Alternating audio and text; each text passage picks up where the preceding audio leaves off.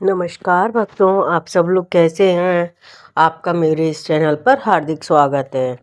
आप सब लोग कहाँ से मेरी कहानियाँ सुनते हैं, मुझे कमेंट करके प्लीज़ बताएं। क्या आप जानते हैं, कार्तिक नवमी के दिन आंवले की वृक्ष के नीचे भगवान विष्णु और माता लक्ष्मी स्वयं आते हैं। इस दिन की गई पूजा हर इच्छा की पूरी होती है। संतान सुख, धन की प्राप्ति और आरोग्य का वरदान। आइए सुनते हैं आंवला नवमी की वो पवित्र कथा जिससे एक निसंतान राजा को बना दिया खुशियों का भंडार।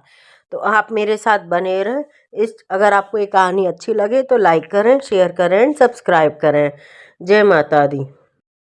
आंवला नवमी की पावन कथा। कार्तिक मास के शुक्ल पक्ष की नवमी को आंवला नवमी, अक्षय नवमी का कुष्मांडा नवमी कहा जाता है। यह नवमी विशेष रूप से भगवान विष्णु और तुलसी माता की आराधना के लिए शुभ माना गया है। इस दिन आंवले के वृक्ष की पूजा करने का विधान है, क्योंकि ऐसा माना जाता है कि इस दिन आंवले के वृक्ष में स्वयं भगवान विष्णु और माता लक्ष्मी का वास होता है। कथा सुनाते हैं। बहुत समय पहले एक राजा था जिसका नाम राजा अमरसेन था। वह बहुत बड़ा धर्मात्मा था, सत्यवादी और दानी था। उसके राज्य में प्रजा सुखी थी, लेकिन एक दुख था, जो उसके संतान नहीं थी। राजा और रानी अनेक यज्ञ व्रत किए, तप किए, दान किए और कोई संतान नहीं हुई।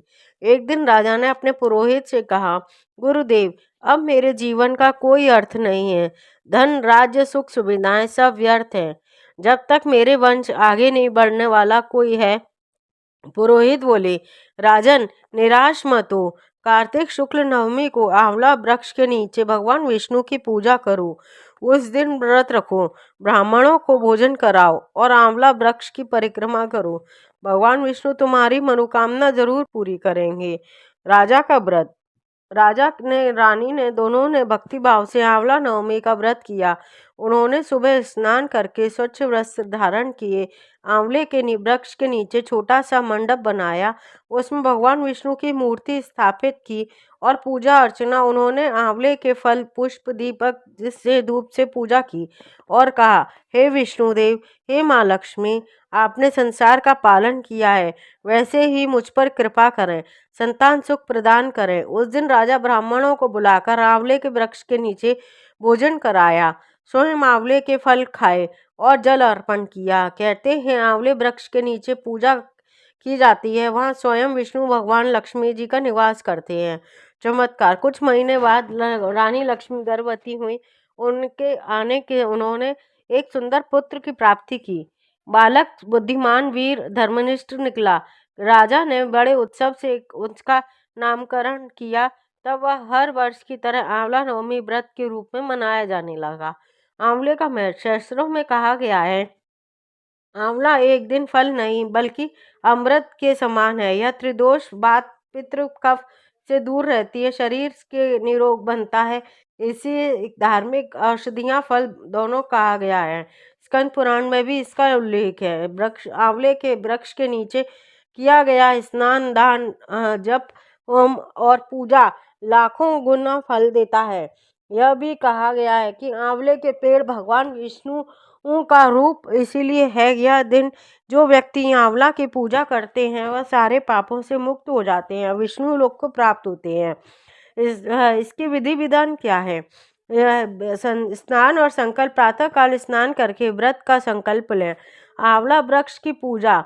वृक्ष को गंगा जल से स्नान कराएं, फूल, दीपक, धूप, मिठाई अर्पित करें। विष्णु जी की पूजा। वृक्ष के नीचे विष्णु भगवान और लक्ष्मी माता की पूजा करें। परिक्रमा। वृक्ष की 11-21 बार परिक्रमा करें। भोजन व दान। ब्राह्मणों को भोजन दान कराएं, स्वयं आंवले का सेवन करें। व्रत का श्रवण। आंवला नवमी के दिन कथा सुने, अंत में आरती जरूर करें। एक समय भगवान विष्णु द्वारका में थे। रुक्मणी जी ने पूछा, कौन सा वृक्ष सर्वश्रेष्ठ है?